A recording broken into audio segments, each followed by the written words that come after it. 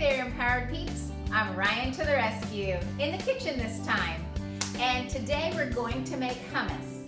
So often I make hummus for little get-togethers or when I have a prayer meeting or something like that. And my friends always rave about my hummus. So I'm gonna make it for you today. And there are a zillion varieties that you could do and different ingredients that you could use, but I'm gonna show you how I make it. I hope that you make it and I hope that you love it. What you'll need is a food processor, and you'll need some measuring cups and measuring spoons, and you'll need a whole bunch of ingredients and spices and things like that, but I'll list that below. Okay, first thing we're gonna put in is tahini paste. And if your tahini paste has separated and there's a lot of the pasty parts and a lot of the oil parts, that's perfectly fine. Just make sure you get a little bit of both, and when it comes time to blending, it'll all even out. Okay, so 1/3 cup of tahini paste and 4 tablespoons of water.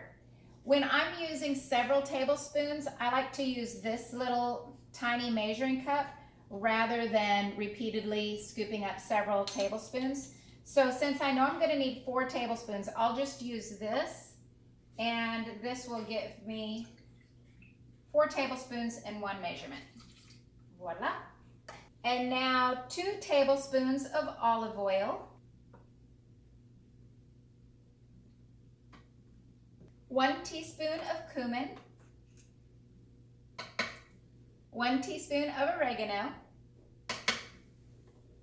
1 teaspoon of garlic. Now you can buy the bulbs and then crush them yourself and use fresh garlic, but I like this easier option. So 1 teaspoon, either way, if you use fresh or the kind that's in a jar, and 1 teaspoon of smoked Chipotle Tabasco sauce, not just regular Tabasco sauce. That stuff is really, really hot. This is, it's kind of hot, but it's very flavorful.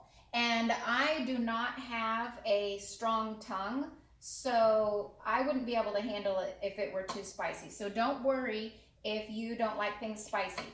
Go ahead and put in a teaspoon, you'll be fine.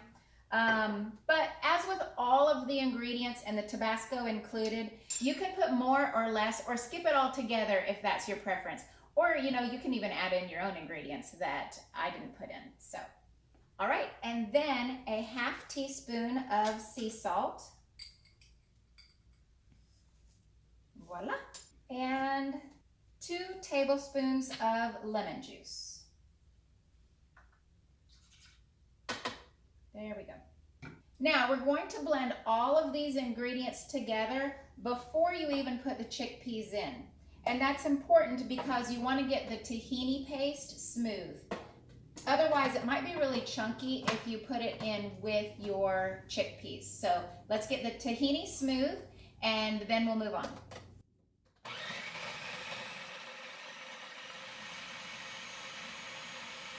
All right, so I have the tahini smooth.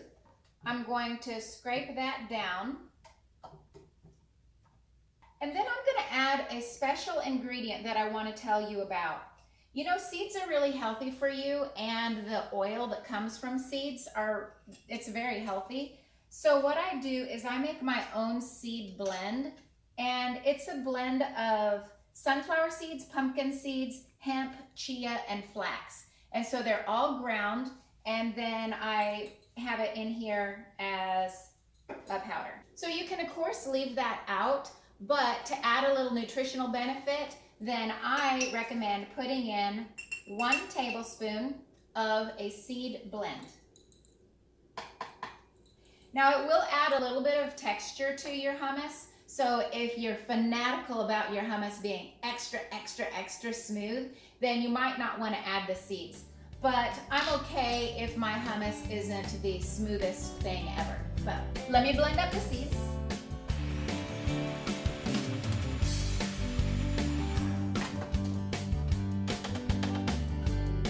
At this point, it should be fairly liquidy. All right, now time to put in the chickpeas. You can use whatever brand you like. So just pop those in. and then blend it really good. You may want to do this step for 1 or 2 minutes on high. Take time to scrape the sides if needed, and then carry on.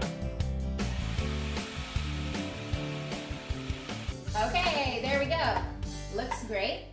The consistency is smooth and soft, and you want it to be very soft at this point because when you refrigerate it, it kind of hardens up and you don't want your hummus to be too hard. Now, let's give it a taste. That's fantastic. I like to sample my hummus without a cracker because I just want to taste what the hummus tastes like, not the cracker.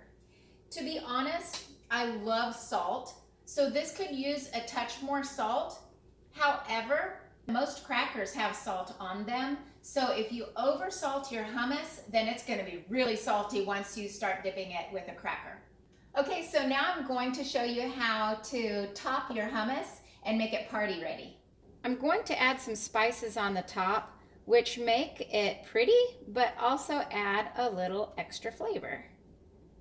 First one, I'm going to put a little bit of everything but the bagel seasoning. And then the next one, I'm going to sprinkle just a little bit of paprika.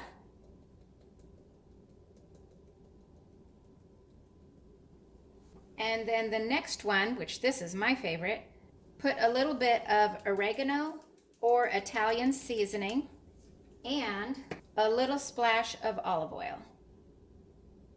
Okay, now for the final touch. I'm going to put my favorite one on a plate, and then I like to have my hummus with these crackers, and I also really like red peppers with it. Now we're party ready. Okay, so in this episode we made some really yummy hummus and fancied the top up 3 different ways. So I hope that you'll do that for your next party and follow this recipe. And if you will take a picture of it, I would love for you to tag me on Facebook or Instagram. I would just be so delighted to see your hummus and your platter and how it worked out for your party. Please give me feedback on that. And also, we haven't even talked about my cute little apron yet. So you may have noticed that I'm not wearing my usual Ryane to the Rescue uniform. And I made this apron in one of my previous episodes. If you're interested in sewing or you want to learn how to sew, then please check out this episode. So whether you're making an apron or a hummus or whatever,